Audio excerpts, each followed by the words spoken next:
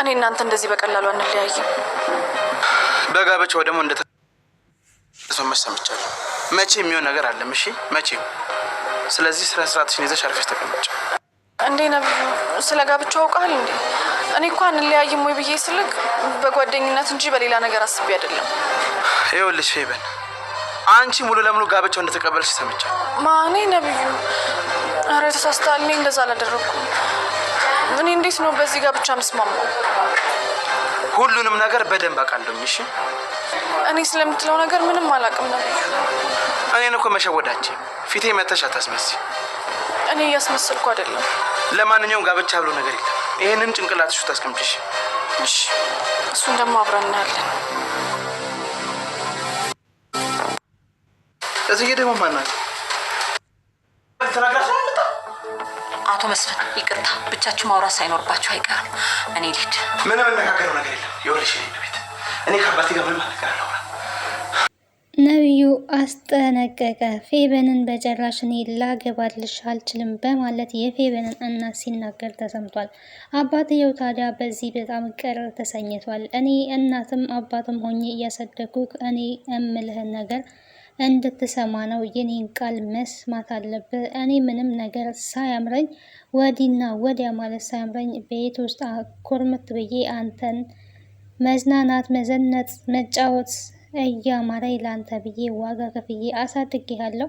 ከኔ ቃል ፈቀቅ የምትል ከሆነ ቤትም አባትም ንብረትም አለኝ ብለክ እንድትናገር አልፈልግም፣ እንደሌለክ እርሳው በማለት እንግዲህ የነብዩ አባት በቁጣ ተናግሯል። የጽጌረዳ እናት ለሽማግሌው ለአቶ መስፍን ጽጌረዳን ለመዳር ተስማምታለች። በዚህ ሳምንት ውስጥ ሽማግሌ ይላካል። ታገቢያለሽ ብያለሁ፣ ታገቢያለሽ ብላለች። ጽጌረዳ ግን እጠፋልሻለሁ እያለች ትገኛለች። ሰላም ጤና ይስጥልኝ ውድና የተከበራችሁ የቻናሌ ቤተሰቦች እንዴት አላችሁ? በያላችሁበት የዓለም ዳርቻ ሰላማችሁ ይብዛ። ለዚህ ቻናል አዲስ ከሆናችሁ ሰብስክራይብ፣ ላይክ፣ ሼር እያደረጋችሁ ቤተሰብ እንድትሆኑ በአክብሮት ጋብዛለሁ። ቀጣዩን ጽጌረዳ ድራማ ወደ እናንተ ይዤላችሁ መጥቻለሁ። በዚህ ክፍል እንግዲህ አዳዲስ ነገሮችን እንመለከታለን። ጽጌረዳ ድራማ አስተማሪና ተወዳጅ ድራማ ነው እንደምታውቁት።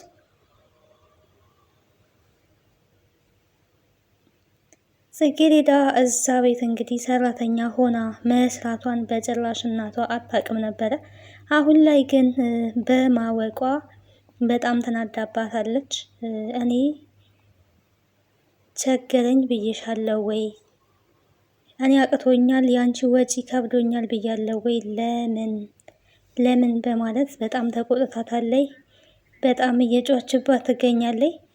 እሷ ግን ላስረዳሽ፣ አንቺን ለማገዝ ነው፣ አንዳንድ ወጪዎችን ለአንቺን ለማገዝ አስቤ እንጂ ለሌላ ነገር አይደለም። እባክሽ እናቴ ተረጂኝ ብትልም እኔ ቸገረኝ ብዬሻለሁ ወይ? የሰው ቤት እንደ እሳት እየገረፈኝ እንደ ሚጥሚጣ እያቃጠለኝ ለአንቺ ብዬ ዋጋ እየከፈልኩት አንቺ የቤት ሰራተኛ እንድትሆኚ አይደለም። እኔ ለአንቺ ብዬ ነው ዋጋ ከፍዬ ያሳደግኩሽ። ጭራሽ ከኔ ተደብቀሽ የቤት ሰራተኛ እንዴት ትሆኛለሽ? በማለት በጣም ስትናገራት ነበረ። ወይዘሮ ፍቅርተም እንግዲህ የኔ ልጅና የአንተ ልጅ ጉዳይስ እንዴት ነው? እኔ የሴት ወገን ስለሆንኩኝ ብዙ ጭንቀትና ብዙ ሀሳብ አለብኝ። የወንድ ወገን ስለሆን ከአንተ ብዙም የሚያሳስብ ነገር የለም በማለት ከአቶ መስፍን ጋር እንግዲህ እያወራች ነበረ። ይሄንን ስታወራ ነብዩ ሻይ ይዞ እየሄደ ነበረ ወደ እነሱ ጋር። እንግዲህ ሻዩን ፊት ለፊታቸው ወርውሮ ምንድን ነው የምትለው አባዬ? እኔ የማልፈልጋትን ሴት በግድ ልታጋባኝ ትፈልጋለህ ወይ? ይሄ እንዴት ይሆናል? በጭራሽ የማይሆን ነገር ነው በማለት እንግዲህ ሲናገር ሰምተነዋል። ጽጌረዳም ቢሆን እዛ ክላስ እንግዲህ እናቷና ወይዘሮ ፍቅርተ መኖራቸውን አላወቀችም። እንግዳ ነበረ መጥቷል የተባለችው። እንግዳ ስትባል እነሱ ይሆናሉ ብላ በጭራሽ አላመነችም። ነብዩም እንግዲህ የጽጌረዳ እናት እንደሆነች በጭራሽ አያውቅም። እዛ ቤት ደግሞ ስራ ስትሰራ ከእናቷ ተደብቃ ወይ ለእናቷ ሳትነግር እንደምትሰራ ምንም የሚያውቀው ታምር የለም። ታዲያ ጽጌረዳ ሻይዋን አፍልታ ወደ መኝታ ቤት እዛ ስትሄድ እናቷን እና ወይዘሮ ፍቅርተን ነው የተመለከተችው። በዛ ሰዓት በመደንገጥ ሻዩን ይዛ ወደ ኋላ ተመልሳ ወደ ነብዩ ክላስ ነው የገባችው። እዛ ስትሄድ እንግዲህ ነብዩ ገና ከሻወር ወጥቶ ፎጣውን እንደሸረጠ ነው ያለው። በዛ ሰዓትም በጣም ትደነግጣለች። ምክንያቱም እሱንም ማስደንግጠዋለች ገና ከሻወር ከመውጣቱ ስላለበሰ። ምን ሆነሽ ነው እንዴት እዚህ መጣሽ ቢላትም ይቅርታ በድንገት ነው እዚህ የመጣሁት፣ እባክህ እንደ ውለታ እቆጥረዋለሁ፣ ይሄንን ሻይ ውሰድልኝ፣ እዛ ክፍል እንግዶቹ ጋር እዛ መሄድ አልችልም፣ እናቴ እዚህ ናት ያለችው በማለት እንግዲህ ተናግራለች ማለት ነው። ነቢዩም ታዲያ እዛ ክፍል ሻዩን ይዞ ሲሄድ የሰማው ነገር እጅጉን አስደንጋጭ ነገር ነው የሰማው። እሱ ሳይሰማ ከእሱ ጀርባ ሚስት እየተፈለገለት ለዛ እየተመረጠለት እናትና የልጅቷ እናትና የእሱ አባት እንግዲህ እራሳቸው መርጠው አስተካክለው ኦልሬዲ ጨርሰዋል። ልጄን እኔ እነግረዋለሁ፣ ልጄ ከኔ ቃል አይወጣም እያለ አቶ መስፍንም እየተናገረ ነበረ። እናቷ እንግዲህ ፌበን ወደዛ ስትመጣ አሳምናታለች። ኦልሬዲ ተስማምቻለሁ በጋብቻው በማለት እንደተስማማች አሳውቃለች። የኔ ልጅ ተስማምታለች የሚለውን ነገር ነበር ስትናገር የነበረው። ነቢዩ ግን ልጅቷንም ቢሆን ሄዶ አስጠንቅቋታል። ደውሎላት ነበረ። እስካሁን ጽጌረዳ ላይ ስናደርግ የነበረው ነገር ጥሩ አይደለም፣ ጥፋት አጥፍተናል፣ መጥፎን የሰራ ነው። እኔ ግን ተጸጽቼ ይቅርታ ጠይቄያታለሁ። አንቺን ብትሆኝ ይቅርታ ልትጠይቂያት ይገባል፣ ጽጌረዳን በድለናታል በማለት ነግሯታል። እሺ አንተ ካልክ ችግር የለውም ይቅርታ ጠይቃታለሁ፣ እኔም አንተ እንዳልክ የኔና ያንተ ጓደኝነትስ ነበር ስትል የነበረው።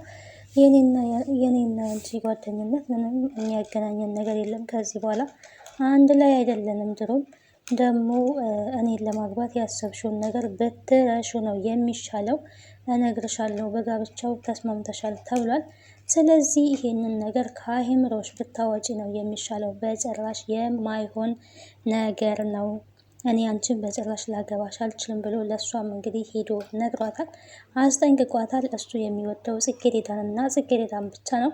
እዚህ ጋር እንግዲህ ተቃራኒ የሆነው ነገር ነቢዩ ጽጌረዳን ይወዳል፣ እናትየዋ ደግሞ ለትልቁ ሽማግሌ ለአባትየው ለመዳር ተስማምታለች።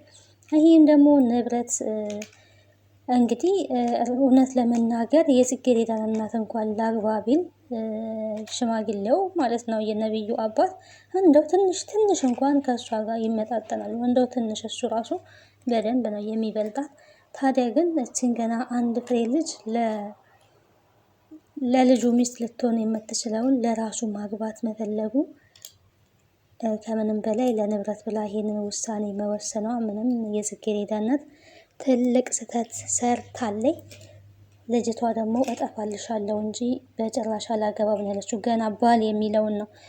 በመቀጠል የነቢዩን አባት እንደሆነ ስታቅ ደግሞ ምን ልትል እንደምትችል አስቡ። በጣም ከባድ ነው። በቀጣይ ክፍል የምናይ ይሆናል። ስለነበረን ቆይታ አመሰግናለሁ ባይ